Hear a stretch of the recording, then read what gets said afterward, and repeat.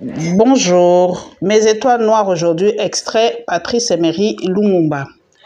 Rendre l'Afrique à ses enfants.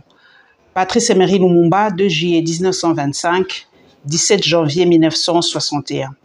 En 1960, la Belgique n'a plus la puissance nécessaire pour s'opposer à la résistance grandissante au Congo. Elle doit se résoudre à accepter l'indépendance de ce pays qu'elle tient sous sa coupe depuis 1885 et assister à la cérémonie qui la consacre le 30 juin 1960. Celle-ci doit avoir lieu au Parlement de Léopoldville en présence du roi de Belge, Baudouin Ier et des membres de son gouvernement. Seront également présents le président du Congo, Joseph Kasavubu, le premier ministre du gouvernement de coalition, Patrice Lumumba, et l'ensemble des politiciens congolais issus de la première élection libre du Congo.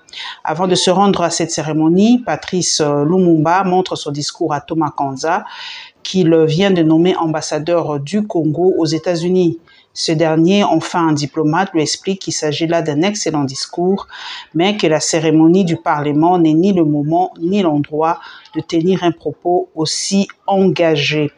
Dès son arrivée au Parlement, Thomas Kanza s'adresse au Premier ministre belge, Gaston Eykens, et au ministre belge des Affaires étrangères, Pierre Wigny. Il leur conseille de reporter ne serait-ce que de quelques minutes, la séance de proclamation de l'indépendance, le temps de négocier avec Patrice Lumumba, parce qu'il va parler, le prévient-il. Mais ils ne l'écoutent pas et ne comprennent pas l'urgence de la situation. D'ailleurs, aucun troisième discours n'est prévu. Voilà bien une inquiétude de diplomate.